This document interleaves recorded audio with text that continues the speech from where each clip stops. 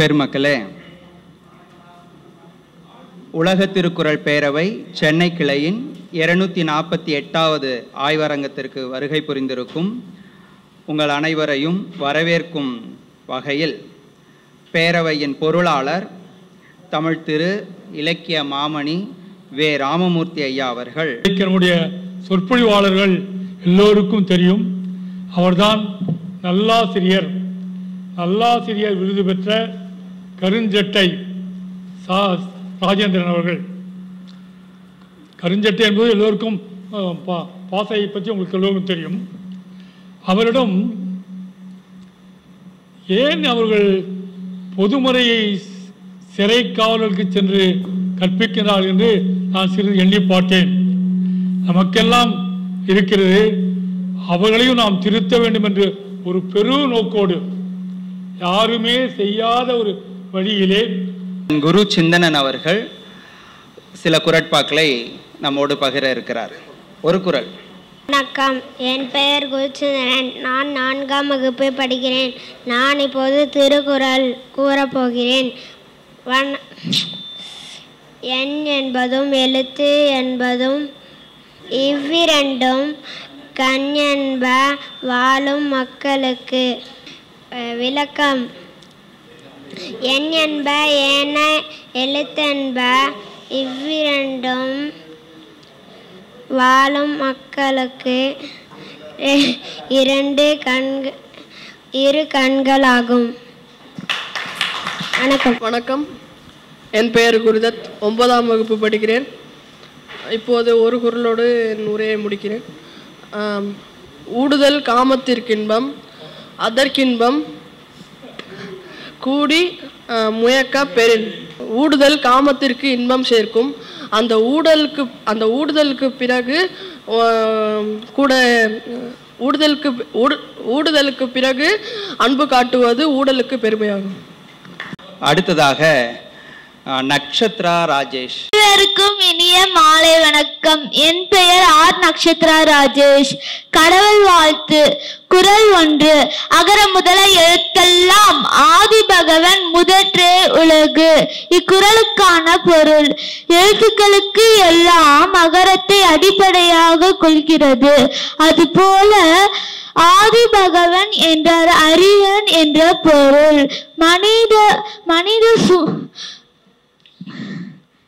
மனித சமூகம் ஒவ்வொரு துறையிலும் முன்னேறுவதற்கு அடிப்படையான காரணம் அறிவன் என்பது பொருள்படும். நன்றி. அடுத்ததாக ஷிருதுலா ராஜேஷ் அவர்கள். அனைவருக்கும் இனிய மாலை வணக்கம். என் பெயர் ஷிருதுலா ராஜேஷ். நான் 6ஆம் வகுப்பு செல்கிறேன். இன்று நான் உங்களுடன் கூற இருப்பது திருக்குறள். அதிகாரம் 40, கல்வி. குறள் 396. தொட்டனைத்து ஊரும் மணற்கேணி மாந்தர்க்கு கற்றனைத்து ஊரும் அறிவு. இக்குறளுக்கான பொருள். மணலில் பள்ளம் எவ்வளவு ஆழமாக தோண்டுகிறோமோ அவ்வளவு ஆழமாக நீர் பெருகி வருவது போல மாந்தர்கள் என்றால் மனிதன் என்பது பொருள். மனிதர்கள் கல்வி கற்க கற்க அறிவு பெருகும். எவ்வளவு ஆழமாக ஒரு செயலை சிந்திக்கிறார்களோ அவ்வளவு ஆழமாக அறிவு பெருகும். இவையேதான் தொட்டனைத்து ஊரும் மணற்கேணி மாந்தர்க்கு கற்றனைத்து ஊரும் அறிவு என்பார்கள். நன்றி.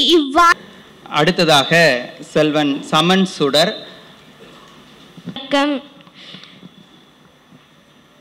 தகுதி என ஒன்று நன்றே பகுதியால் பார்ப்பட்ட ஒழுக பெறின். செப்பம் உடையவன் ஆகம் சிதைவின்றி எச்சத்திற்கு ஏமா பொடைத்து நன்றி தரினும் நடுவுகின்றாம் ஆக்கத்தை அன்றே ஒளிய விடல். தற்கார் தகவிலர் என்பது அவரவர் எச்சத்தால் காணப்படும் கேடும் பெருக்கவும் இல்லல்லர் நெஞ்சற்கு கோடாமை சான்றோர்க்கணி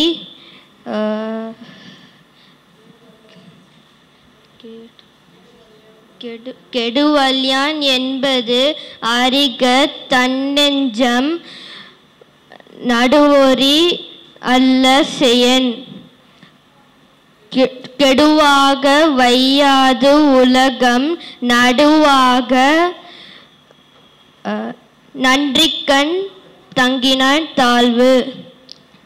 நெக்ஸ்ட் சமன் செய்து தீ தூக்கும் கோல் போல் அமைந்தொரு பால் கோடாமை சான்றோர்க்கணி. நம்முடைய மன்றத்திலே திருக்குறள் மேடையிலே பதிவு செய்த சிறார்களுக்கு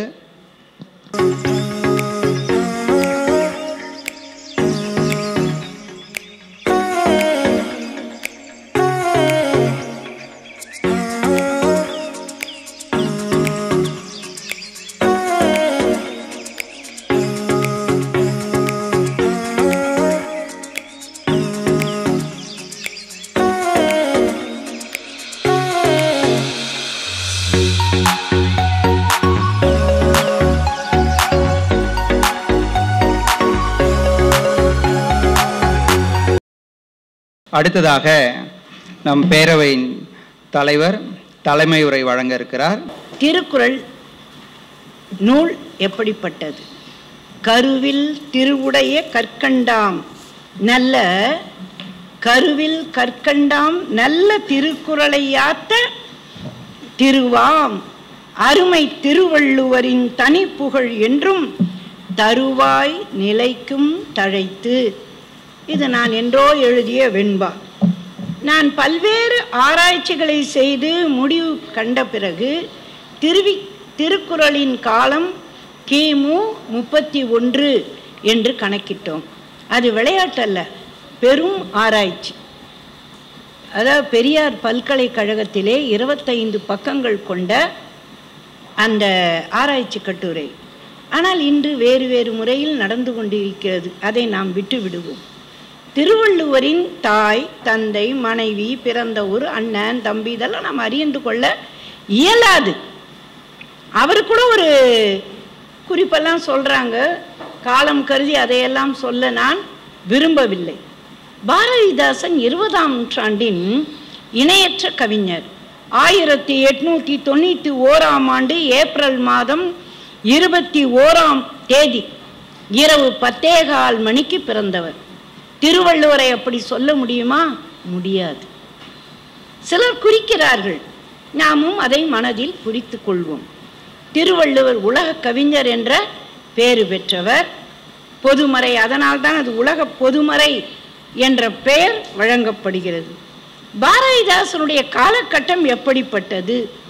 ஆதியில் இல்லாது பாதியில் வந்த சாதியினை, ஆதியில் இல்லாது பாதியில் வந்த சாதியினை முறியடிக்கக்கூடிய வகையிலும் மதம் பிடித்த மடையர்களை சாடியும் இயற்கை, மொழி, பெண்கள் முன்னேற்றம் இப்படி இக்கால நடைமுறையில் பாடுபொருளாக அவைகளையெல்லாம் பயன்படுத்தி எழுதியிருக்கிறார்.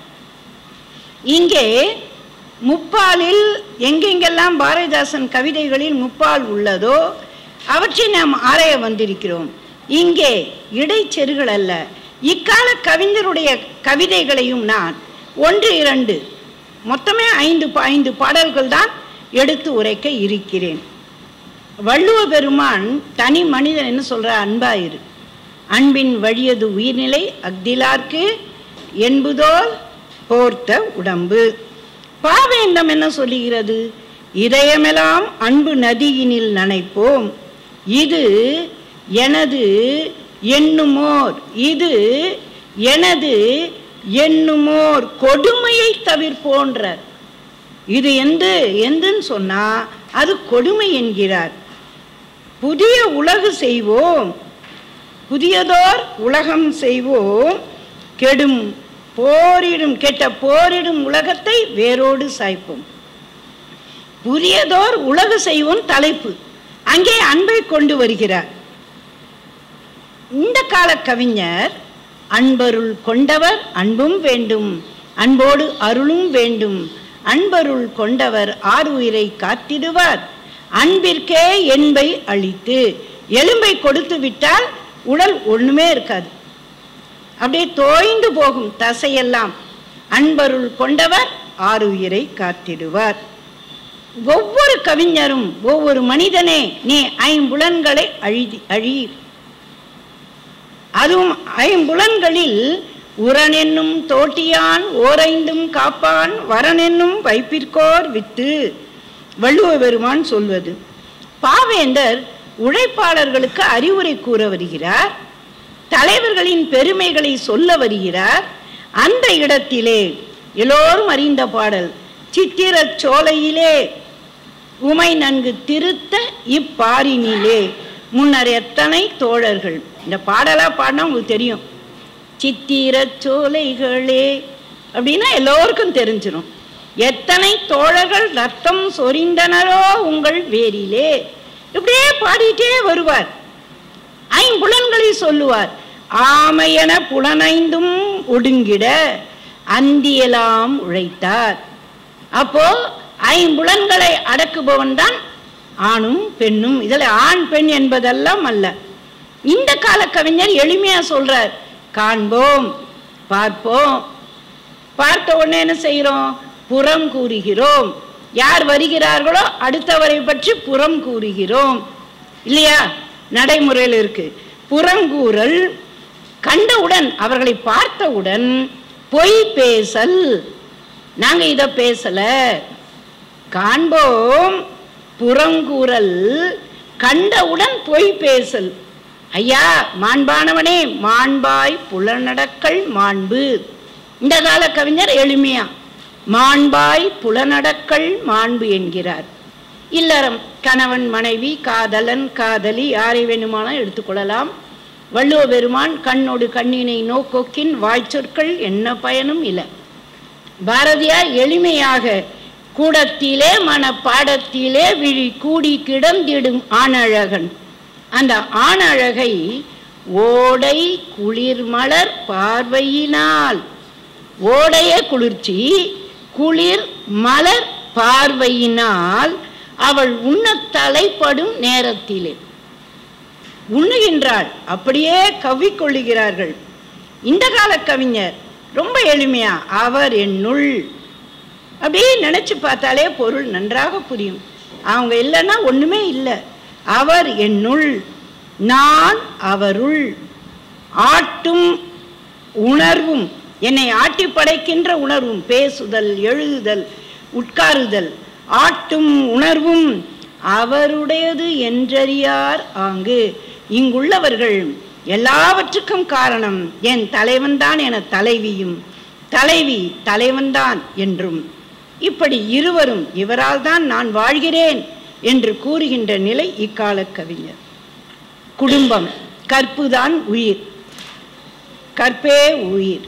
சிறை காக்கும் காப்பு எவன் செய்யும், மகளிர் நிறை காக்கும் காப்பே தலை. பெண்களுக்கு மட்டும்தானா? ஆண்களுக்கு என்ன சொல்றாங்க?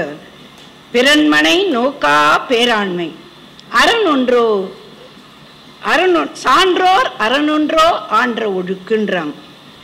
இங்கே பாரதிதாசன் கவிதையை பார்த்தீங்கன்னா ரொம்ப எளிமையா இருக்கும்.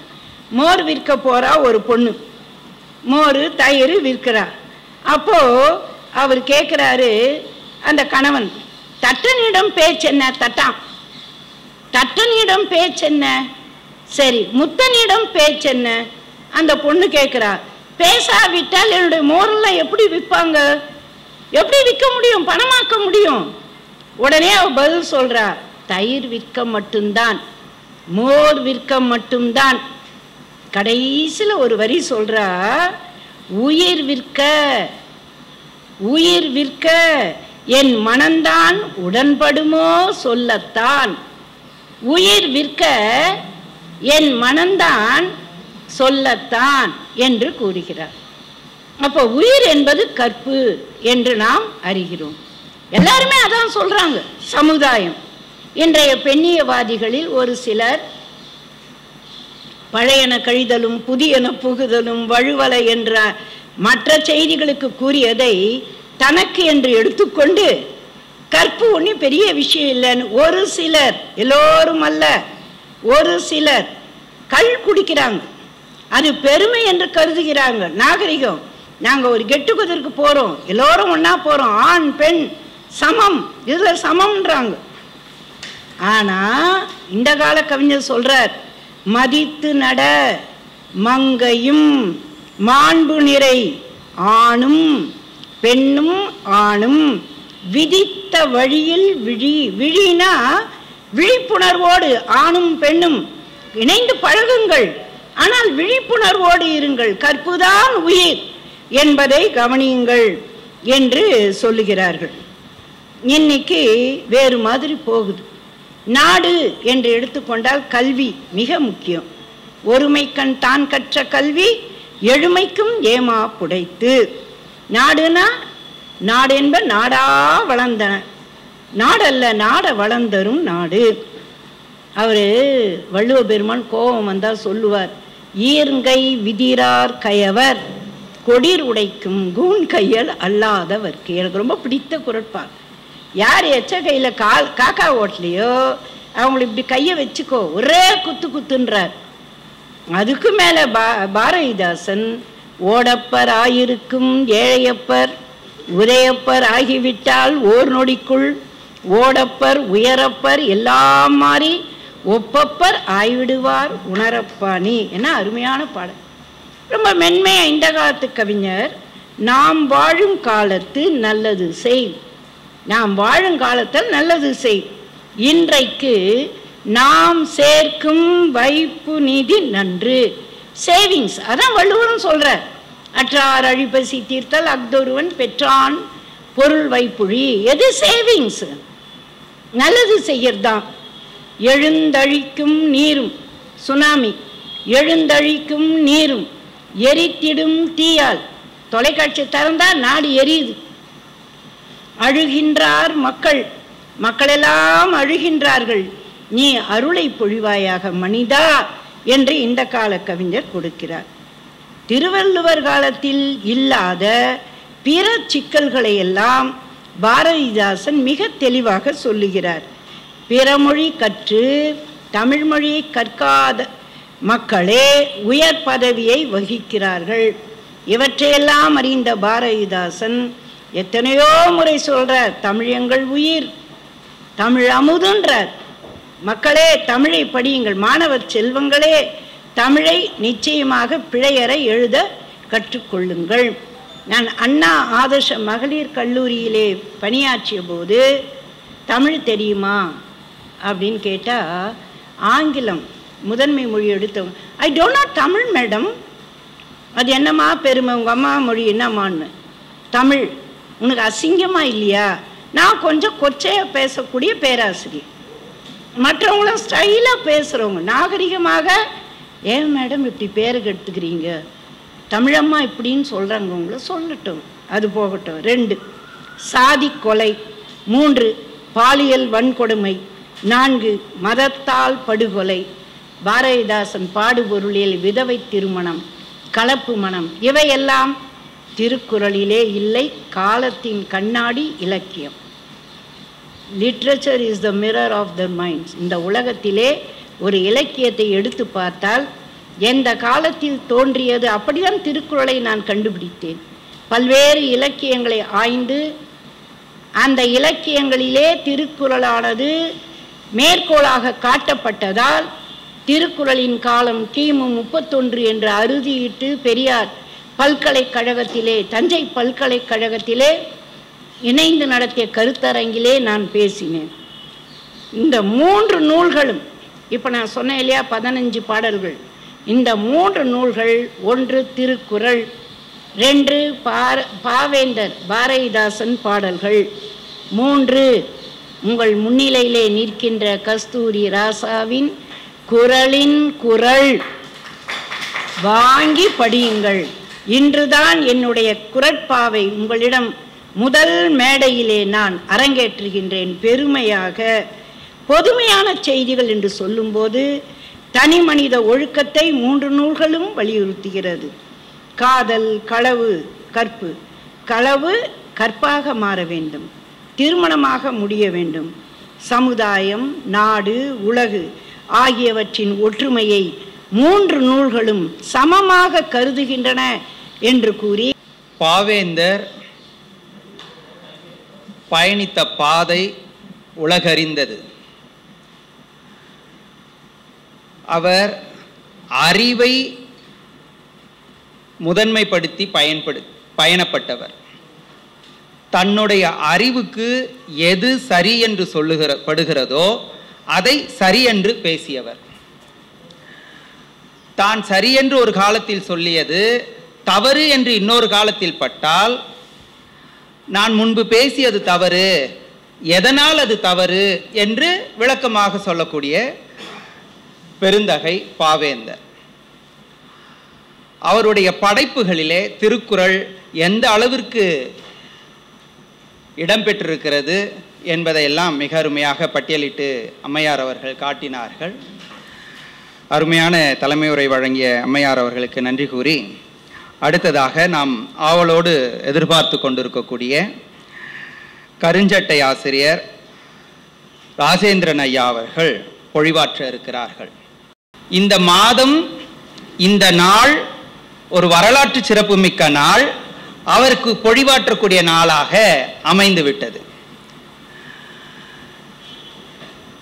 திருக்குறள் மேம்பாட்டிற்கு பெரும் பங்களிப்பு செய்த கலைஞர் அவர்களின் 100ஆண்டு நிறைவு, 101ஆம் ஆண்டு தொடக்கம். அந்த நாளிலே பகுத்தறிவு சிந்தனைகள் இங்கு பகிரப்பட உள்ளன. நம்முடைய பாவேந்தர் திருக்குறளை எந்த அளவுக்கு தாங்கி பிடித்திருக்கிறார். திருக்குறளுக்கு உரை எழுதியிருக்கிறார் பாவேந்தர் பாரதிதாசன் அவர்கள். அந்த உரை பார்த்தீர்கள் என்றால், நான் முன்பே சொன்னேன் அல்லவா, தனக்கு எது சரி என்று படுகிறதோ அதை மிகச்சரி என்று சொல்லக்கூடிய தன்மையாளர். மிக அதிகமாக நான் உள்ளே செல்ல விரும்பவில்லை. முதல் திருக்குறளை மட்டும் நான் சொல்ல விரும்புகிறேன். அகர முதல எழுத்தெல்லாம் ஆதி பகவன் முதற்றே உலகு. இதில் நெடுங்காலமாக ஒரு சிக்கல் உண்டு. ஆதி என்பதும் பகவன் என்பதும் வடசொல் என்று.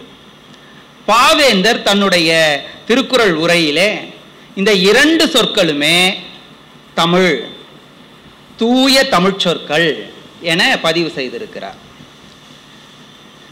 பதிவு செய்துவிட்டு போவதற்கு யார் எதை வேண்டுமானாலும் சொல்லிவிடலாமே, ஆனால் அவையெல்லாம் ஆவணமாவதில்லை.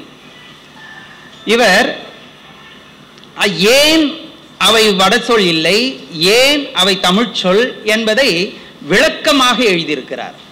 அதை வாய்ப்புள்ளோ கட்டாயம் படியுங்கள். சுருக்கமாக சொல்லுகிறேன்.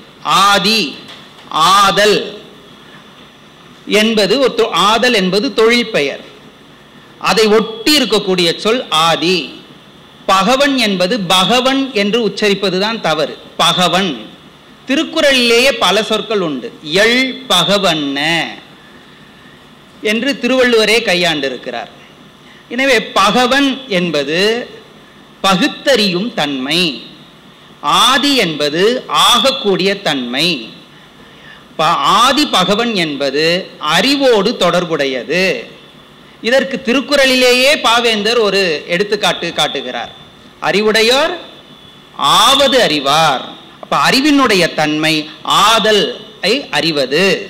எனவே ஆதி பகவன் என்பது அறிவு முதன்மையானது. எப்படி மொழிகளுக்கு அகரம் முதன்மையானதோ இந்த உலக இயக்கத்திற்கு அறிவு முதன்மையானது என உரையை பதிவு செய்திருக்கிறார். பாரோரால் போற்றி வந்த பழமிலோகம் ஈரோட்டு பூகம்பத்தால் இடியுதுபார், கருப்புடை தரித்தோர் கொண்டு நறுக்கியே கொண்டு வருவார் என்று பாடிய கலைஞர் அவர்களுடைய 100ஆண்டு நிறைவு விழாவிலே, அவர் பிறந்த நாளிலே கலந்து கொள்வதிலே மிகுந்த மகிழ்ச்சி என்பதை இந்த நேரத்திலே மகிழ்வோடு தெரிவித்துக் கொள்கின்றோம். குறள் என்பது வந்தவர் போனவர்களெல்லாம் குறளுக்கு உரை எழுதி கொண்டு இருக்கிறார்கள்.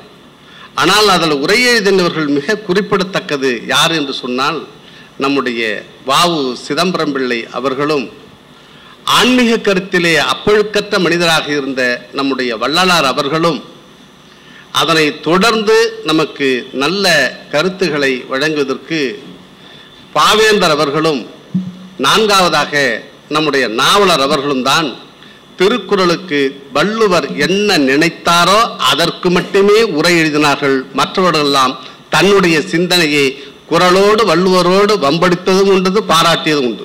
நீங்கள் அப்படிதான் பார்க்க வேண்டும். பாவேந்தரை பற்றி சொல்லுகின்ற போது, பால் என்று சொன்னால் நமக்கு பெரும்பாலும் ஆட்டுப்பால் மாட்டுப்பால் இப்படிதான் ஆவின் பால் தான் தெரிஞ்சுக்கிட்டு இருக்கும். ஆனால் சில இடத்துல நம்முடைய உசலம்பட்டிக்கும் தருமபுரிக்கும் கள்ளிப்பால் மட்டுமே தெரியும். அது ஏன் என்று உங்களுக்கு தெரியும். அந்த கள்ளிப்பால் கூடாது என்று கவிதை எழுதியவர்தான் புரட்சி கவிஞர் என்பதை இந்த நேரத்தில் மகிழ்ச்சியோடு நாம் சொல்ல கடமைப்பட்டிருக்கின்றோம். அதற்கு அடுத்தபடியாக எத்தனை பால் வந்தாலும் முப்பாலுக்கும் அப்பால் எப்பாலும் கிடையாது என்பதை தான் நம்முடைய புரட்சி பாவலர் பாவேந்தர் அவர்கள் நமக்கு எழுதியிருக்கார். அவர் எழுதிய குறளுக்கு 85 குறளுக்கு மட்டும்தான் உரை எழுதியிருக்கிறார். அந்த 85 குறளுக்கும் எழுதியும் பாரி நிலையம் மட்டும்தான் போட்டிருந்தது. அதுலேயும் இறுதியாக ஒரே ஒரு புத்தகம் தான், அதை மட்டுமே வாங்கிட்டு வந்தார். இதுக்கு மேலே அது இல்லை. அந்த இன்னும் புதுசாக யாராவது போட்டால் தான் முடியும். அப்படிப்பட்ட அந்த பாரி நிலையத்திற்கு நம்முடைய பாராட்டு வாழ்த்துக்களை சொல்லி, அதை ஏன் மற்றவங்க போடல அப்படின்னு சொன்னால், அதுதான் அவர் நூலை எழுதியவர்களுக்கு நூலோருக்கு ஆபத்து. பல நூலோருக்கு நூல் எழுதிய புரட்சி கவிஞருடைய நூல் தான் நூலோருக்கு ஆபத்து. அதனால தான் அதுக்கு மேலே அது வெளியிடாமல் இருந்தார்கள் என்பதை அவர்களிருந்து கற்றறிந்த தமிழறிஞர்கள் இருக்கிறீர்கள், நீங்கள் புரிந்து கொள்வீர்கள். பம்பரமும் சுற்றிய பின் நின்றுவிடும், படுகிழம் ஆனபிகும் பம்பரமும் சுற்றிய பின் நின்றுவிடும், படுகிழம் ஆனபிதும் சுற்றி வந்தார், அவர்தான் பெரியார் என்று இதே கலைஞர் தான் சொன்னார்கள். அவருடைய இரங்கல் செய்தியிலே ஒரு செய்தியை சொல்கின்றார்கள். என்னன்னு சொன்னால், தந்தை பெரியார் தன்னுடைய சுற்றுப்பயணத்தை முடித்து கொண்டார் என்பதற்கு கலைஞருடைய சிறப்புக்காக இந்த செய்தியை உங்களுக்கு நான் சொல்ல விரும்புகிறோம். புரட்சி கவிஞருக்கு பேரறிஞர் அண்ணா அவர்களும் கலைஞர் அவர்களும் சேர்ந்து ஒரு 10,000 ரூபாய் பொற்காசுகளை அவரிடம் கொடுக்கிறார்கள். அப்படி கொடுக்கின்ற போது என்ன செய்து கொடுத்தார்கள் என்று சொன்னால், ஒரு வெள்ளி தட்டிலே வச்சு கொடுக்கின்ற போது கையை கீழேந்தி கவிஞர் எடுக்கிற மாதிரி ஒரு சூழல் இருந்தது. அப்போது அண்ணா சொன்னார், நீங்கள் தமிழ் வேந்தர்கள் கீழே ஏந்தி கேட்கக்கூடாதவர்கள், மேலே எடுத்துக்கொண்டு முண்டும் தமிழர்களை பெருமைப்படுத்திய மேன்மைப்படுத்திய தலைவர் தான் கலைஞர் என்பதை இந்த நேரத்தில் உங்களுக்கு சொல்லி நகைச்சுக்காக சொல்வார்கள். மேலே இருந்து கவிஞரை எடுத்துக்கொண்டு, ஆனால் இருப்பது வெள்ளித்தட்டு, அதை பத்திரமாக அண்ணா பாதுகாத்து கொண்டார் என்று கலைஞர் அவர்கள் நகைச்சுவாக சொன்ன செய்திகள் உண்டு. எனவே அப்படி பெருமைப்படுத்தியவர்கள் தான் என்ற வரிசையில் தான் நாம் இந்த நேரத்தில் சொல்லுகின்ற போது, புரட்சி கவிஞர் பாவேந்தர் சொல்வார், நான் எழுதிய கவிதைகளை நான் படிப்பதை விட பாடுவதை விட அரும்புத்தம்பி நாவலர் நெடுஞ்செழியன் பாடுகின்ற போதுதான் எனக்கு மிகுந்த மகிழ்ச்சி என்று பல இடங்களில் சொல்லியிருப்பார்கள். நாவலருடைய பேச்சை கேட்ட பெரும் தமிழறிஞர்களாக இங்கே உண்டு. அது எப்படி இருக்கும் என்று, அதுவும் புரட்சி கவிஞருடைய கவிதையை கேட்டவர்கள் பல பேர் இருக்கிறீர்கள். உங்கள் மத்தியில் நம்ம போய் ஊசி வைக்க கூடாது, ஏன்னால் நீங்கள் எல்லாம் கடப்பாறையே சாப்பிட்டவர்கள். எனவே இந்த நேரத்தில் அந்த பொருள்பட தான் இந்த நேரத்தில் அந்த செய்தியை சொல்லி, இடைச்செருகலாக ஒரு செய்தி. கடலூர் மாவட்டத்திலே சுதந்திர போராட்டத்துக்கு, விடுதலை போராட்டத்துக்கு, மக்கள் விடுதலை போராட்டத்துக்கு கடலூரில் அஞ்சல் அம்மாள் என்று இன்றைக்கு நம்முடைய கஸ்தூரி அம்மா எப்படி இருக்கிறார்களோ அதுபோல அஞ்சலம்மா என்று காந்தியாருக்கே வேண்டியவர்கள், காந்தியாரே தெரிஞ்சவர்கள். அவர்தான் என்ன பண்ணன்னு சொன்னா, வெள்ளைக்காரனுக்கு பயந்து கொண்டு எங்கே போய் ஒளிவது என்று தெரியாமல் இருந்த, மன்னிக்கவும் நான் சொல்லை பயன்படுத்துவது தவறு என்றால் நீங்கள் 1000 முறை என்னை பொறுத்துக் கொள்ள வேண்டும். பாரதியாரை பெண்கள், இஸ்லாமிய பெண்கள் உடுத்தக்கூடிய அந்த பர்தாவை போட்டு ஒரு மாட்டு வண்டியிலேயே அனுப்பி புரட்சி கவிஞர் பாரதிதாசன் வீட்டுக்கு அனுப்பி வைத்தவர் தான் கடலூர் அஞ்சலம்மா. ஆனால் அங்க போய்தான் இவர் பாடினார். அவர் என்ன பாட்டு பாடினார் தெரியும், நம்ம அதுக்கெல்லாம் நம்ம விமர்சிக்க விரும்பவில்லை. அந்த சூழலில் எல்லோரும் கவிதை எழுதுகின்ற போது புரட்சி கவிஞரும் ஒரு கவிதை எழுதினார். அதுதான் எங்கெங்கும் காணினும் தான் அது 7 கடல் அது வண்ணமடா என்று அந்த கவிதையை எழுதி பாரதியாரிடம் காட்டுகின்ற போது, நீங்களே ஒரு சிறந்த கவிஞர் என்று ஒரு அங்கீகாரம் கொடுத்தார். அதை ஒன்றை தவிர வேறு ஒன்றுமில்லை. ஆகையினாலேயே அவரிடம் நான் உங்கள் தாசனாக இருக்க விரும்புகிறேன் என்று சொல்லி பாரதியார் சொல்லி பாவேந்தர் சொன்னார், நான் இனிமேல் என் பாரதிதாசன் என்று பாரதியாரை பெருமைப்படுத்துவதற்கு சொன்ன செய்தியை விட பாரதியார் ஒன்றும் அவருக்கு கற்றுக் கொடுக்கவில்லை. நம்முடைய குழந்தைகள் 5 குழந்தைகளும் இந்த 5 குழந்தைகளும் தான் இன்னைக்கு நமக்கு ஒரு ஆசானாக இருக்கின்றார்கள். இந்த குழந்தைகளை நான் பெருமையோடு பாராட்ட வேண்டும். முதல் குரலையும் பாடினார்கள், இறுதி குரலையும் பாடினார்கள். இடையில 2 குரல் வந்திருக்கிறது, அதையும் நாம் சொல்லும். முதல் குரலை பார்க்கின்ற போது அறத்துப்பாலில் பாடுகின்ற போது அதை சொன்னார், அகர முதல் எழுத்தெல்லாம் ஆதி பகவன் முதற்றே உலகு என்று வருகின்ற போது வள்ளுவருக்கு தெரிஞ்சிருக்கு, உலகம் சூரியனிலிருந்து தான் வந்திருக்கிறது. சூரியன் இல்லாமல் உலகத்தில் எந்த கோளும் இயங்காது, பூமியும் இயங்காது. சூரியனால் உலகம் இயங்கிக் கொண்டிருக்கிறதை வள்ளுவர் தொலைநோக்கு சிந்தனையோடு சொன்னார்கள். மற்றவரெல்லாம் கடவுளுக்காக கட்டுப்பட்டது என்று அந்தந்த ஊர் கடவுளை சொல்லிட்டு இருப்பாங்க. ஆனால் வள்ளுவர் மட்டும்தான் சூரியனையும் அறிவையும் முன்னிறுத்தினார் என்று நாம் புரிந்து கொண்டோம் முதல் குறளுக்கு. இரண்டாவது குறளை தொட்டனைத்தோர் மணற்கேணி மாந்தற்கு கட்டணைத்தோர் அறிவு என்று பொருட்பாளிலே ஒரு மனிதனுக்கு 2000 ஆண்டுகளுக்கு முந்தைய கிணறு தோண்டியிருப்பாங்க நினைக்கிறீங்களா? அது யாராவது கொஞ்சம் நீங்க கற்பனையா நினைச்சு பாருங்க, இருக்காது. ஆழம் என்று பொருள்.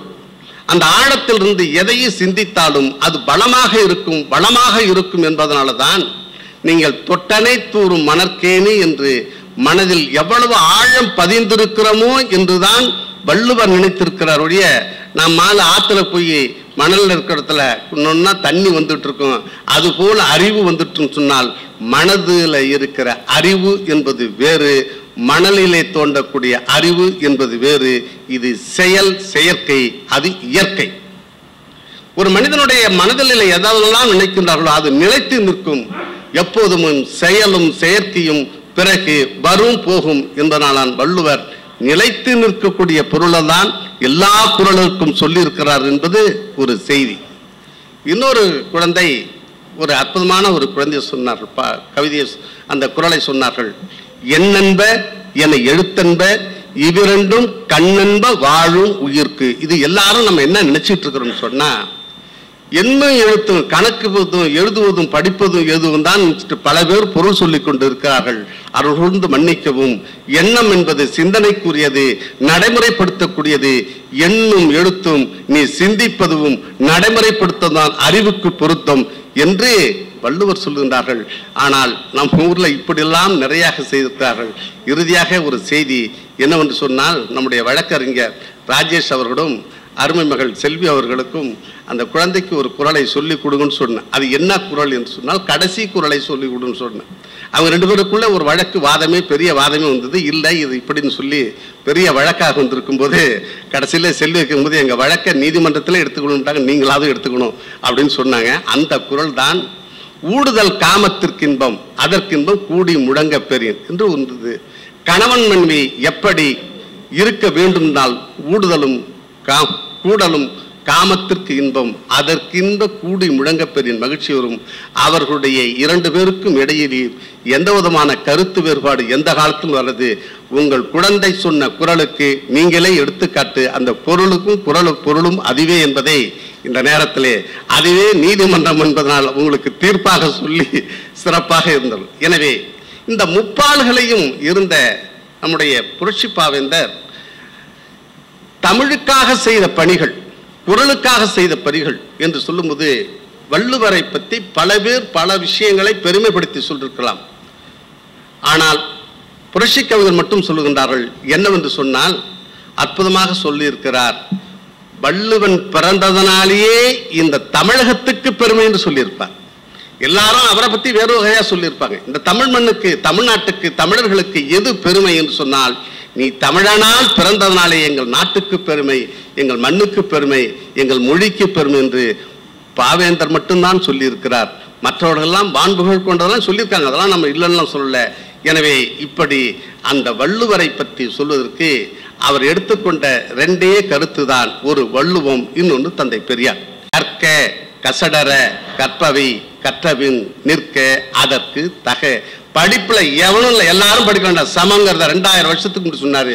பின்னாடி வந்த மனு அதர்மம் நமக்கு அதை கூடாதுன்னு சொல்லிச்சு. இந்த விஷயத்தை நம்ம புரிஞ்சுக்கிட்டோம்னா எது நமக்கு தர்மம் என்ற சொல்லு எங்கெல்லாம் வருகிறதோ அதெல்லாம் நமக்கு அநீதி என்று பொருள். இந்த பாரம்பரியம் என்று என்னைக்கெல்லாம் சொல்லுகின்றார்களோ நமக்கு அடிமை என்று பொருள். இது எங்க பாரம்பரியங்க அப்படின்னு சொல்றாங்க இல்லையா, நான் அடிமையா இருக்கிறேன்னு அர்த்தம். தர்மம் என்று சொல்லுகிறோம் எல்லாம் அதெல்லாம் நமக்கு அடிமை என்று பொருள். எனவே அருள் கூர்ந்து இதுக்காக தான் நம்முடைய வள்ளுவ பெருந்தகை சொல்கின்றார், அறம் என்று சொல்லுகின்றார்கள், நெறி என்று சொல்லுகின்றார்கள். அறமும் நெறியும் மனிதனுடைய வாழ்வியல் நெறியாக கொண்டு வந்தவர் வள்ளுவர். அந்த அடிப்படையாக வைத்துதான் பாவேந்தர் நமக்கு இந்த முப்பாலை பற்றி நமக்கு தெளிவாக சொல்லியிருக்கிறார்கள். இன்னும் சொல்ல போனால் நாவலர் நெடுஞ்செழியன் சொல்கின்ற போது இந்த 1330 குறள்னு நீங்கள் நினைச்சிடாதீங்க, இன்னும் நிறைய இருக்கிறது. ஆனால் அது நமக்கு கைக்கு கிடைக்கவில்லை, கிடைத்தவர்களுக்கும் நம்முடைய இணைத்திருக்கிறார்கள் என்று சொன்னார்கள். இந்த நேரத்தில் ஒரு செய்தியை நாம் சொல்ல வேண்டும். ஓலைச்சுவடை தேடிய ஒருவருக்கு நம்ம பெருமையாக சொல்லிட்டு இருக்கோம். பல பேரை ஓலைச்சுவடை தேடியவரை ஒரே ஒரு மனிதனை மட்டும் தான் சொல்லிட்டு இருப்போம். ஆனால் அந்த மனிதனுக்கு ஏன் திருக்குறள் கிடைக்கவில்லை? யாருக்காவது சிந்திச்சிருப்போமா? இந்த தமிழை ரொம்ப ஆராய்ந்தவர்கள், தமிழ் வித்வான், தமிழை வித்தவங்களா வித்துவானா என்பது நமக்கு தெரியல. ஆனால் ஏன் ஓலைச்சுவடை அவர்கள் கையிலே கிடைக்கவில்லை என்பதை கொஞ்சம் ஒரு சின்ன கேள்வியாக உங்களுக்கு வைக்கிறோம். அப்போது அந்த ஓலைச்சுவடியை தேடி கண்டுபிடிப்பதிலே சென்னை ராஜஸ்தானை அந்த அன்றைக்கு இருந்த கலெக்டர் எல்லிஸ் என்பவர்கள் பிறகு வந்து இங்கே ஒரு மிகப்பெரிய அளவுக்கு இந்த ஓலைச்சுவடிகளை தேட வேண்டிய கட்டாயத்துக்கு இருந்தது. அந்த ஓலைச்சுவடிகளை தேடுகின்ற போது மதுரைக்கு ஒருவரை கலெக்டராக அறிவித்தார். அவர்தான் ஆரிட்டன் என்பவர். அங்கே மதுரையில் போய் மாவட்ட ஆட்சியராக பொறுப்பேற்கிறார்கள். அவருக்கு சமையல்காரராக ஒருத்தர் போறார்.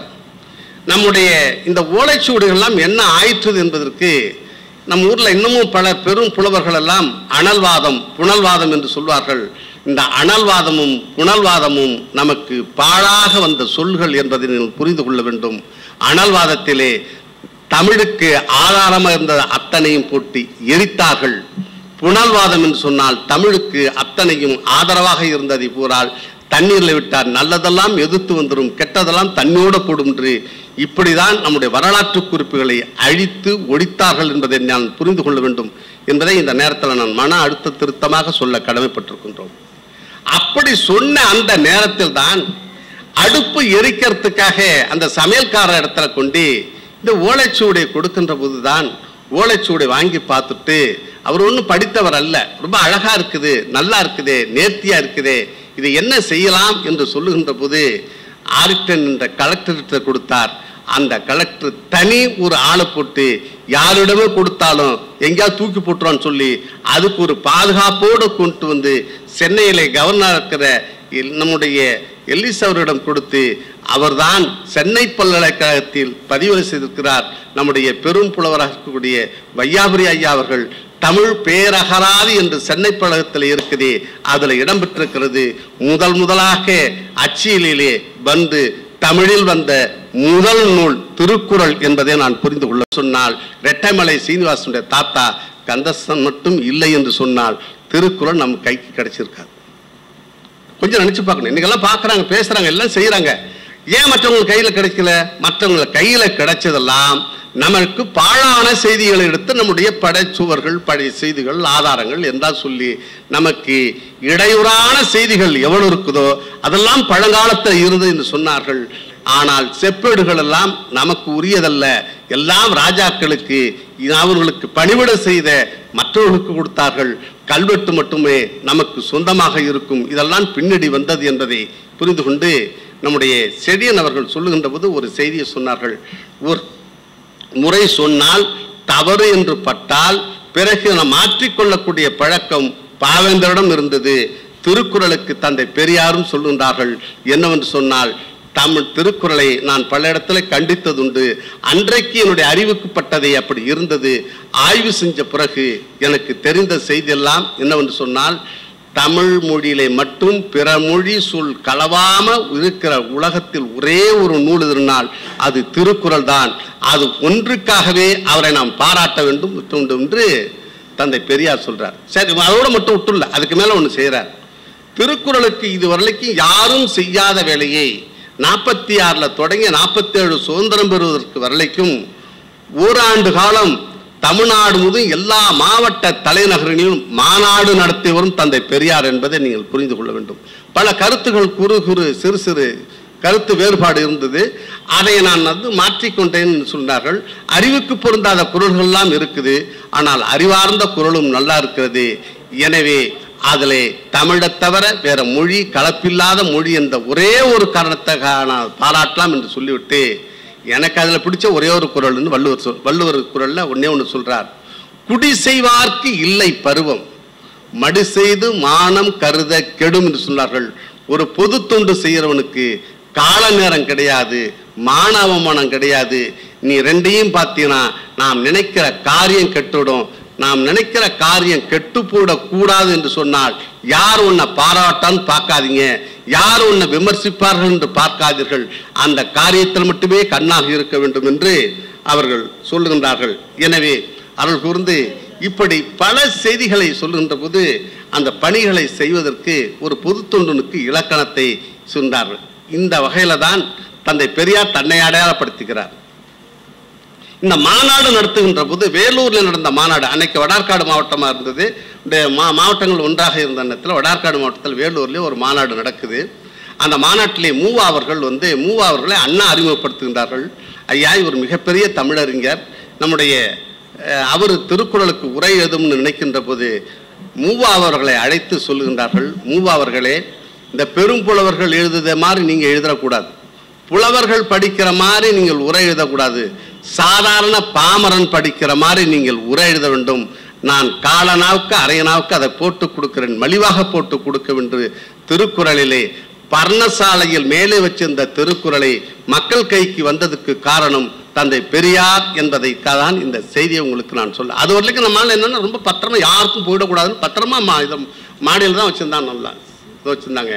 இந்த நிலையை நாம் உணர்ந்து விட்டால் புரட்சி கவிஞர் நம்முடைய பாவேந்தர் எப்படிப்பட்டவர் என்று சொன்னால் அருள் கூர்ந்து இந்த தமிழ் உள்ளவர்களுக்கும் நாம் நிலைத்து நிற்க வேண்டும், உலகம் உள்ளவர்களுக்கும் நிலைத்து நிற்க வேண்டும் என்று பல செய்திகளை சொன்னாலும் கூட அருள் கூர்ந்து இருட்டறையில் உள்ளதாடா உலகம், சாதி இருக்கின்றான் என்பானும் இருக்கின்றானே, மிரட்டுகின்ற மதத்தலைவர் இருக்கும் வரை வாயடியும் கையடியும் மறைவதனால், சுருட்டுகின்றார் தங்கையில் கிடைத்தவற்றை சொத்தெல்லாம் தமக்கென்று சொல்வார் தம்மை, வெறுட்டுவதே பகுத்தறிவை இல்லையாயின் விடுதலையும் கெடுதலையும் ஒன்றே ஆகும்னு சொல்லியிருக்கார். நீ நினைத்து பார்க்கணும்.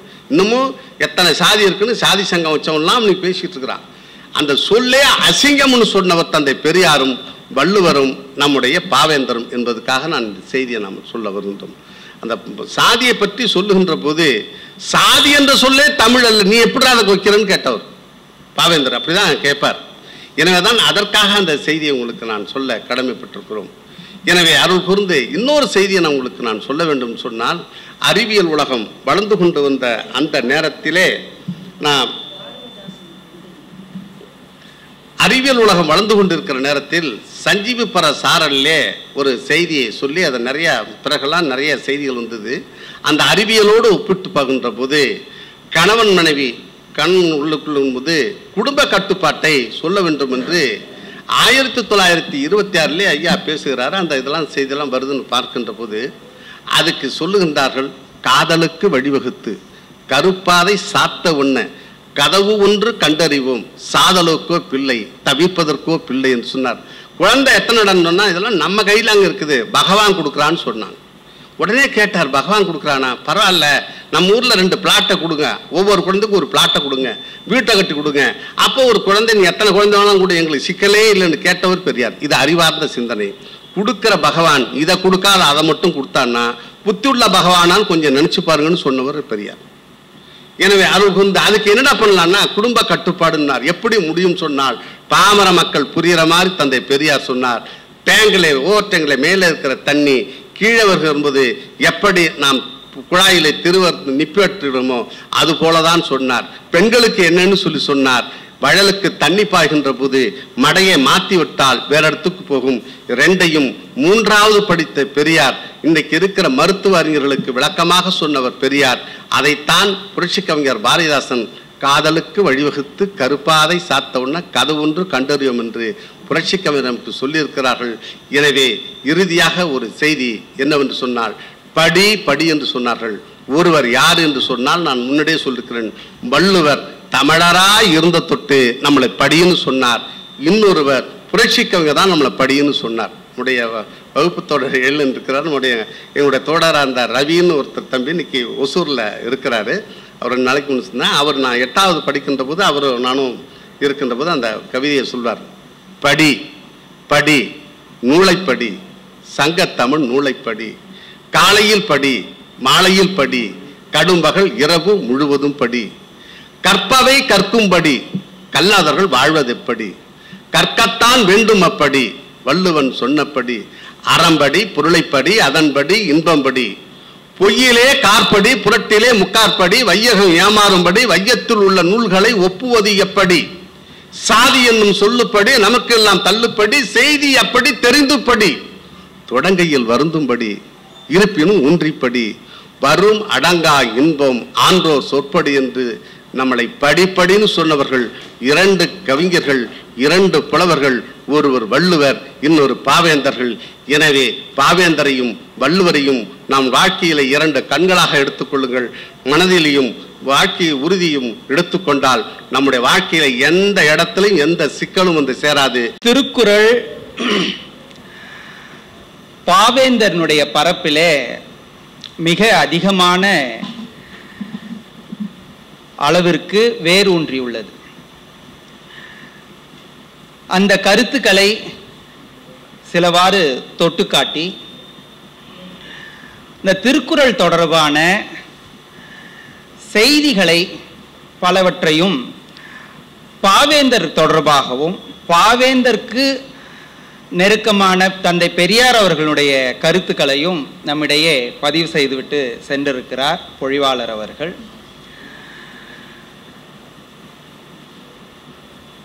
பாவேந்தரனுடைய மறைவிற்கு தந்தை பெரியார் கலந்து கொள்ளவில்லை. ஆனால் அதற்கு பின்னர் பாவேந்தரை வெகுவாக பாராட்டியிருக்கிறார், முன்னிறுத்தியிருக்கிறார் தந்தை பெரியார் அவர்கள். திருவள்ளுவர் படங்கள் இருக்கின்ற இடங்களிலெல்லாம் பாவேந்தரனுடைய படம் இருக்க வேண்டும் என்று கூறியிருக்கிறார் பெரியார் அவர்கள். அந்த இணைப்புகளையும் அந்த வரலாற்றை எல்லாம் நாம் நினைத்து பார்க்கும் வகையில் பொழிவாளனுடைய பொழிவு அமைந்திருந்தது. ஐயா அவர்களுக்கு உலக திருக்குறள் பேரவை சென்னை கிளையின் சார்பில் நன்றியை தெரிவித்துக் கொள்கிறோம். அடுத்ததாக ஒரு குறள் விளக்கம் வழங்குவதற்காக இலக்கிய ஆர்வலர் சு மதிவாணன் அவர்கள். அதிகாரம் 58 கண்ணோட்டம். பெயர்கண்டும் நஞ்சுண்டமைவர் நயத்தக்க நாகரிகம் வேண்டுபவர் என்பது 580வது குறள். முந்தை இருந்து நட்டோர் நட்டோர் கெடுவான் நட்டோர் கொடுப்பான், முந்தை இருந்து நட்டோர் கொடுப்பான், நஞ்சும் உண்பர் நனி நாகரிகர் என்கிறது. இது திருக்குறளில் நற்றினை திருக்குறளையே பிரதிபலிக்கிறது. திருக்குறளுக்கு பலர் நூற்றுக்கணக்கான நபர்கள் பொருள் எழுதி சிறப்படைந்துள்ளனர். எல்லோரும் விரும்பத்தக்க நாகரிகத்தை விரும்புபவர் தமக்கு நெருக்கமானவன் நஞ்சையே கொடுத்தாலும் கண்ணோட்டம் காரணமாக அதை உண்டு அவருடன் பழகுவார் என்று பேராசிரியர் சாலமன் பாப்பையா கூறுகிறார். கருணை உள்ளமும் பண்பாடும் உள்ளவர்கள் தங்களுடன் பழகியவர்கள் நஞ்சை கொடுத்தாலும் அதை அறிந்தி களிப்படைவார்கள் என்று கலைஞர் கருணாநிதி அவர்கள் விளக்கமளித்துள்ளார். புரியாத ஆங்கிலமும் பொருந்தாத ஆடைகளும் தகாத உணவு பழக்கமே நாகரிகம் என்று கருதுகின்ற இந்த உலகத்தில் நயத்தக்க நாகரிகம் எப்படி இருக்கும் என்று திருவள்ளுவர் விளக்கமளித்துள்ளார். இப்போது நமக்குள்ளே ஒரு கேள்வி எழலாம். நயத்தக்க நாகரிகம் உடையவர்கள் நாம் என்று இந்த உலகத்திற்கு காட்ட வேண்டும் என்றால் உயிரை பணயம் வைக்க வேண்டுமா என்று ஒரு ஐயம் எழலாம். தேவையில்லை. நாம் நம் உறவினர் வீடுகளுக்கு செல்ல நேரிடும் போது அவர்கள் அளிக்கும் உணவில் நமக்கு பிடிக்காத உணவு ஏதோ ஒரு காய்கறியோ ஏதோ இருந்தால் வேண்டாம் என்று சொல்லாமல் அதை உட்கொண்டு அவர்களுடைய அன்பை பாராட்ட வேண்டும். அதே நேரத்தில் ஒரு குழந்தை எனக்கு பர்த்டே தாத்தா என்று கொடுக்கும் பொழுது ஒரு இனிப்பை வழங்கும் போது அதை எடுத்துக்கொள்ளாமல் எனக்கு டயபெட்டிஸ்பா என்று மறுதளிக்காமல் அதை ஏற்றுக்கொண்டு அந்த குழந்தையை வாழ்த்த வேண்டும் என்று குறிப்பிடவே இந்த திருக்குறள் எழுதப்பட்டுள்ளது. அடுத்து மின்சாதன பழுதுபார்ப்போர் சங்க தலைவர் நேமா சந்திரசேகர் ஐயா அவர்கள், கவனம் சிதறினால் அப்படி என்பது கவனம் சிதறினா என்ன ஆகுன்றது எல்லாருக்கும் தெரியும்.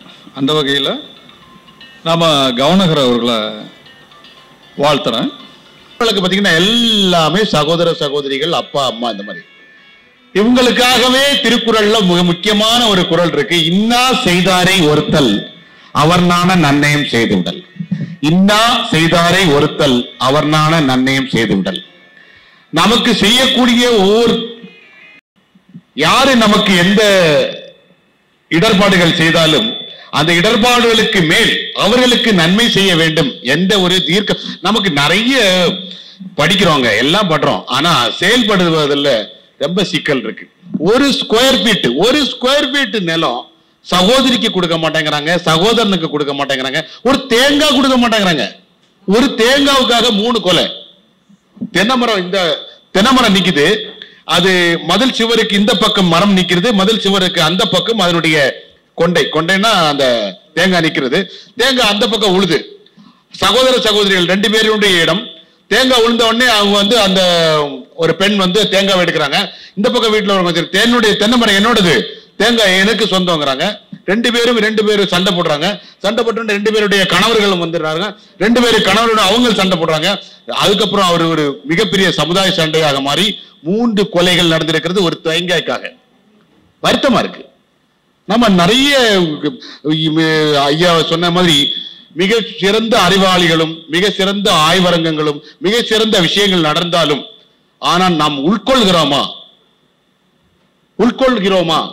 அப்படின்னு பரிசோதனை செய்து பார்த்தா வெளியில பேசுறதுக்கு பகட்டுத்தன்மையா பேசுறதையும் உள்ள நடக்கிறது வேறொரு விதமா நடக்கிறதையும் மிக அருமையாக நமது ஐயா திருவள்ளுவர் அருகே ஐயன் அவர்கள் சொல்லி இருக்கிறார்கள். இன்னா செய்தாரை ஒருத்தல் அவர்னான நன்னயம் செய்து விடல். கற்க கசடர கற்பவை கற்றபின் நிற்க அதற்கு தக. நான் சென்ற வாரத்தில் ஒரு புத்தகம் படித்தேன். முல்லை முத்தையா எழுதிய பாவேந்தர் பாரதிதாசன் அறுசுவை விருந்து அப்படின்னு ஒரு புத்தகம். இதுல பாரதிதாசனுடைய ரொம்ப நெருங்கி பழகியவர் முல்லை முத்தையா, தெரியும் நமக்கு. அவர் வந்து கவிதைகளை பற்றி எழுதல. பாரதிதாசன் எப்படிப்பட்ட மனிதர்? பாரதிதாசன் கவிஞர்களுக்கே இருக்கிற ஒரு விஷயம் என்னன்னா, திட்டம் போட்டுக்கிட்டு வாழ மாட்டாங்க. அவங்களுக்கு ஒரு இன்னைக்கு மெரினா பீச்சில் போய் உட்காந்து ஏதாவது ஒன்று எழுதலாமா அப்படின்னு தோணுச்சுன்னா, வீட்டுல மனைவிக்கு பிறந்த நாளா கூட இருக்கும், அதை பத்தி கவலைப்பட மாட்டாங்க, கிளம்பி போயிட்டே இருப்பாங்க. கவிஞர்களுக்கு என்று ஒரு மனநிலை உண்டு. அவங்களுக்கு என்ன எப்ப எப்படி இருப்பாங்கன்னு தெரியாது. பாரதிதாசனுக்கு கூட அப்படி ஒரு மனநிலை உண்டு. பாரதிதாசன் போயிட்டே இருப்பாராம், திடீர்னு ஒரு கடைக்குள்ள போயிடுவார். கடைக்குள்ள போயிட்டு என்னப்பா இருக்கு என்ன இருக்கு அப்படியே பார்ப்பாராம். அவர் அந்த கடைக்கு போக வேண்டிய அவசியமே இல்லை. ஆனால் அந்த மாதிரி தனக்கு என்ன தோன்றுகிறதோ அதை அப்படியே செய்யக்கூடியவர். ஒரு முறை ஒரு மனிதரோடு ஒரு நண்பரோடு திருச்சிக்கு தொடர் வண்டியில போறார். விழுப்புரத்துல இறங்கிடுறார். விழுப்புரத்துல இறங்குனதும் அவர் கூட வில்லியனூரை சேர்ந்த ஒரு விவசாயி போறாரு. அப்புறம் உடனே என்ன பண்றாரு, அங்கிருந்து கீழே இறங்கிறார். பாரதிதாசனுடைய அந்த பையெல்லாம் எடுத்துக்கிட்டு அவர் பின்னாடியே போறாரு. அந்த தொடர் வண்டிக்கு புறப்பட்டு போனதற்கு பிறகு பாரதிதாசன் பாக்குறாரு, ஐயோ திருச்சி இல்லையா இது, விழுப்புரத்துல இறங்கிட்டோமா அப்படின்னு கேட்கிறாரு. ஆமாயா, நீங்க ஏதோ வேலையா இறங்குறீங்கன்னு நினைச்சிட்டு நானும் இறங்கிட்டேன். அப்படியா? இல்ல இல்ல நம்ம திருச்சி தான் போகணும் அப்படின்னு திரும்பி ஏறி போனாங்களாம். அவர் இறங்குறாருல, பின்னாடி இருக்கிற யாரும் வந்து என்னையா இங்க இறங்குறமேன்னு யாரும் கேட்க முடியாது. பாரதிதாசன் அதுக்கு கூட சில நேரங்கள்ல கோவப்படுவார். அவருடைய சிந்தனை இருக்குல்ல, அதனுடைய சிந்தனையினுடைய வீச்சு இருக்கு பாருங்க. எந்த கோணத்தில் ஒரு செய்தியை பார்க்கணும் அப்படிங்கிறதுக்கு பாரதிதாசன் ஒரு பெரிய உதாரணம்.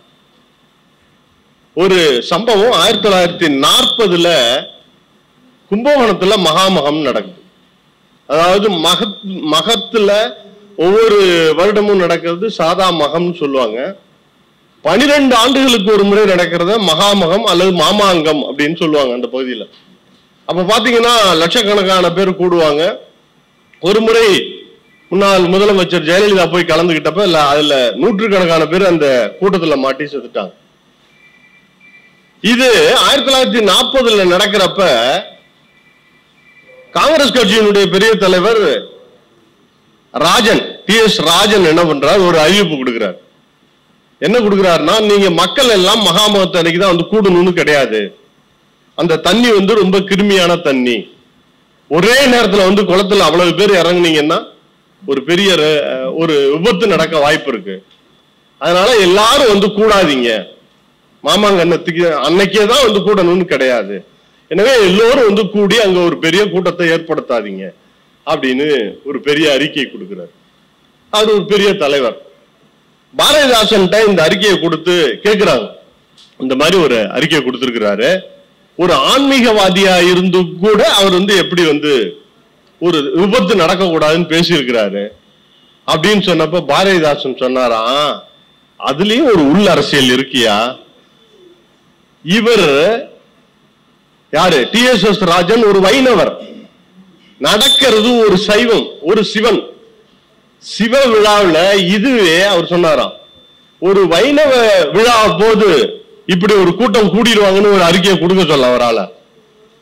அதுக்குள்ளேயும் ஒரு அரசியலை பண்றாரு TSS ராஜன் என்று அவர் பார்த்தார். அதாவது ஏதோ ஒரு செய்தி போகுதுங்கிறது அல்ல, அதற்குள் ஊடுருவி பார்க்கிற பார்வை இருக்கிறதே, அதுதான் கவி பார்வை. அந்த பார்வை பாரதிதாசனிடம் இருந்தது.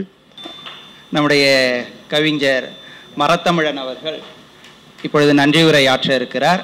காற்று வெளி எங்கினும் கடல் பரப்பு யாவிலும் காணமிடும் குயிலென சங்கே முழங்கு, தேசமெட்டு திசையிலும் தினவெடுத்த தோளோடு தீந்தமிழை வளர்த்திட சங்கே முழங்கு, பாரி வள்ளல் பரம்பரை பாசமெங்கள் போர்ப்படை தீரரெங்கள் தமிழினம் தீதிலாத குலமென சங்கே முழங்கு, உலகம் முழுவதும் போற்றுகின்ற உலகப் பொதுமறையாம் திருக்குறளை தந்த பொய்யாமொழி புலவன் வள்ளுவனுக்கு வானுயர்ந்த சிலையும் உலகமே பாராட்டுகின்ற அளவிற்கு வள்ளுவ கோட்டமும் திருக்குறளை தன்னுடைய மிகப்பெரிய அறிவாலும் ஆற்றலாலும் உரையெழுதி நம்முடைய உலகத்திற்கு படைத்த முத்தமிழறிஞர்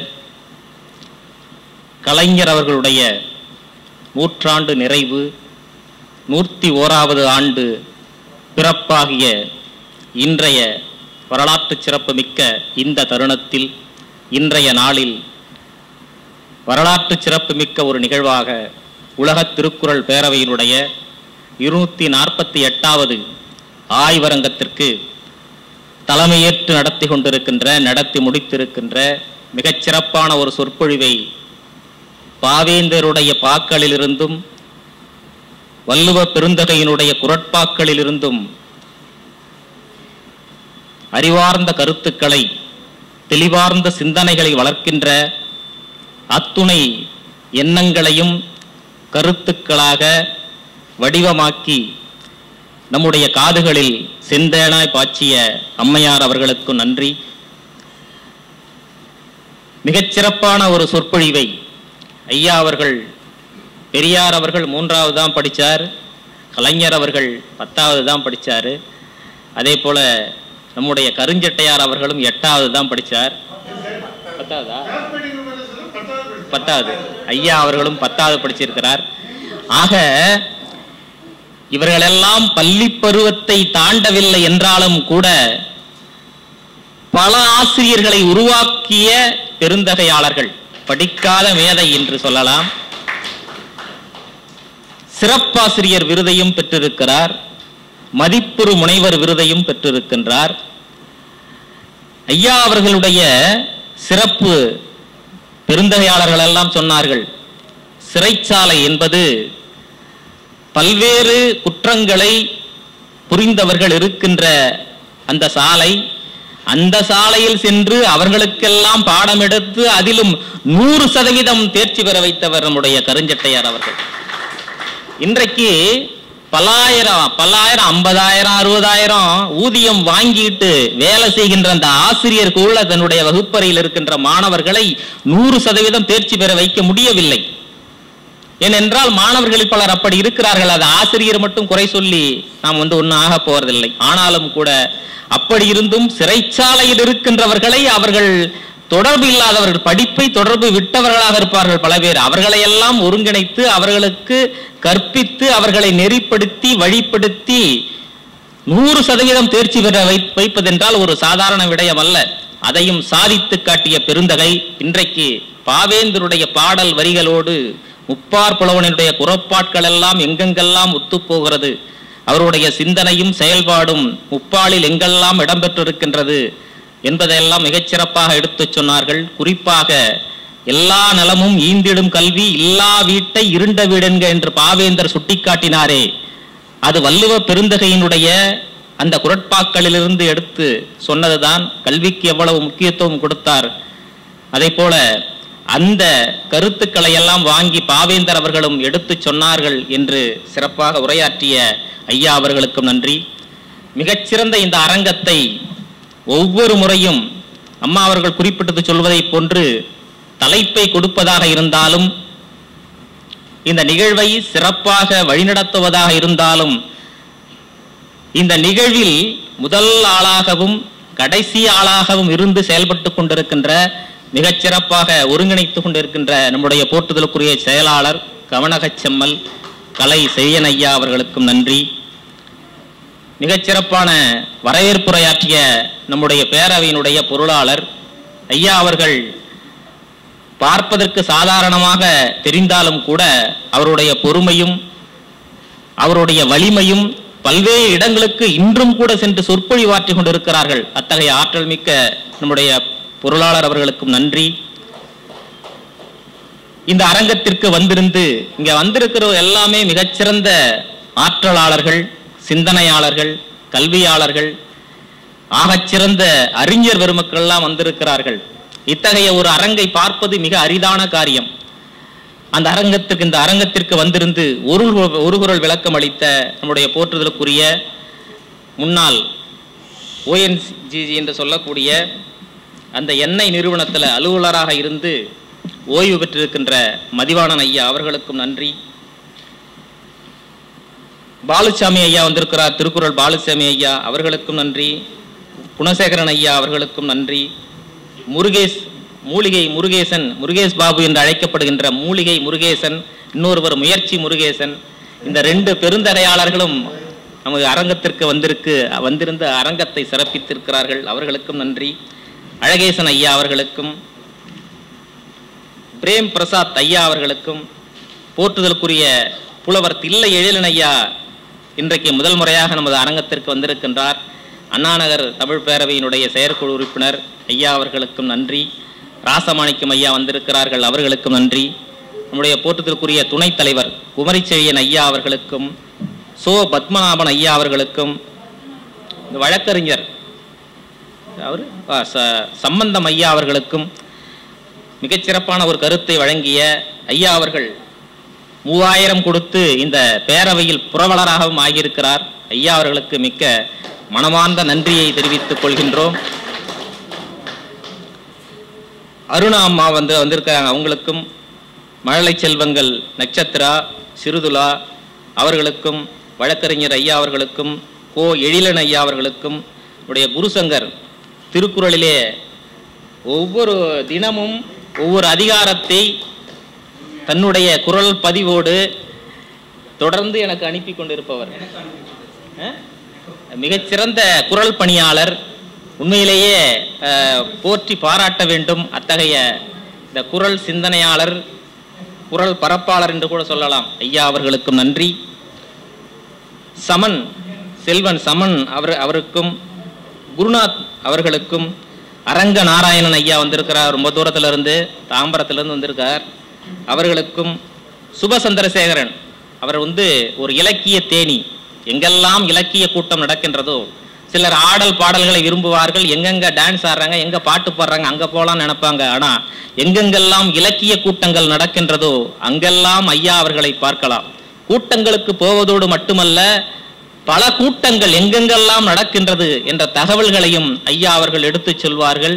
இந்த கூட்டங்கள், இலக்கிய கூட்டங்கள் இங்கெல்லாம் நடக்கிறது. அதை போல அந்த கூட்டங்களுக்கு தன்னால் முடிந்த அந்த பணியையும் செய்யக்கூடிய மிகச்சிறந்த ஆற்றலாளர் கவிஞர் சுப சந்திரஹாசன் ஐயா அவர்களுக்கும் நன்றி.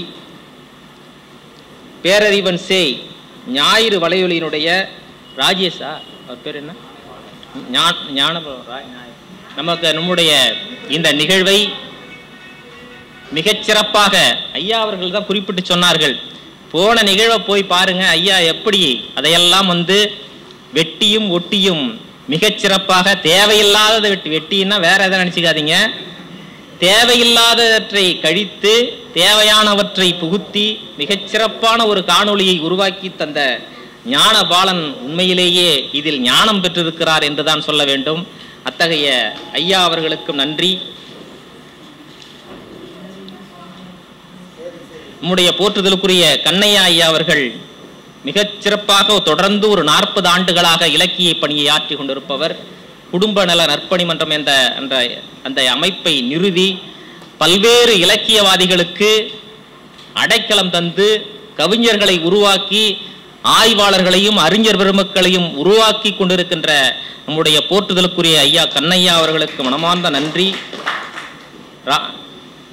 நரசிம்மலு ஐயா அவர்கள் வந்திருக்கிறார்கள், அவர்களுக்கும் நன்றி. சுப்பிரமணியம் ஐயா அவர்கள் நம்முடைய பேரவையினுடைய வழக்கறிஞர், நம்முடைய செயலாளரை இந்த மண்ணுக்கு ஈந்தவர், ஏன் இந்த தமிழ் கூறும் நல்லுலகத்துக்கு ஈந்து பெருமைப்படுத்திய பெருந்தகையாளர் வழக்கறிஞர் கலை செல்வன் ஐயா வந்திருக்கிறார்கள், அவர்களுக்கும் நன்றி. சந்திரசேகர் ஐயா அவர்களுக்கும் நன்றி. பாலராஜா, கோகுல், நம்ம செல்வி ராஜேஷ் அம்மா வழக்குரைஞர் வந்திருக்கிறார்கள், அவர்களுக்கும் நன்றி. கவிஞர் தஞ்சை பீட்டர் ஐயா வந்திருந்து நம்முடைய அரங்கையெல்லாம் சிறப்பாக்கி தந்திருக்கிறார்கள். மற்றும் இங்கு வந்திருந்து நம்முடைய அரங்கை பெருமைப்படுத்திய அத்துணை சான்றோர் பெருமக்களுக்கும், செவிக்கு உணவு இருந்தால் போதாது, நம்முடைய வயிற்றுக்கும் உணவு தேவைப்படும் என்று கருதி இந்த நேரத்திலே நம்முடைய வயிற்றுக்கும் உணவளித்திருக்கின்ற, இந்த மாத சிற்றுண்டி நன்கொடை அளித்திருக்கின்ற கவிமாமணி ராம பரஞ்சோதி புரவலர் ஐயா அவர்களுக்கும் மனமார்ந்த நன்றி. வந்திருந்த இந்த கூட்டத்தை சிறப்பித்த மழலை செல்வங்கள் உள்ளிட்ட அத்துணை சான்றோர் மக்களுக்கும் மீண்டும் ஒரு முறை மனமார்ந்த நன்றியை தெரிவித்துக் கொள்கிறேன். வாய்ப்புக்கு நன்றி, வணக்கம்.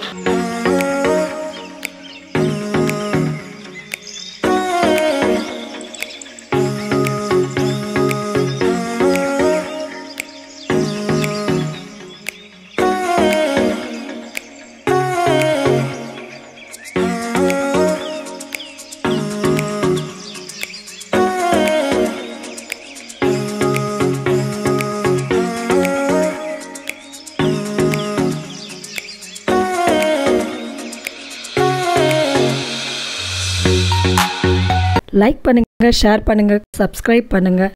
மறக்காம அந்த பெல் பட்டனை கொஞ்சம் அழுத்திருங்க.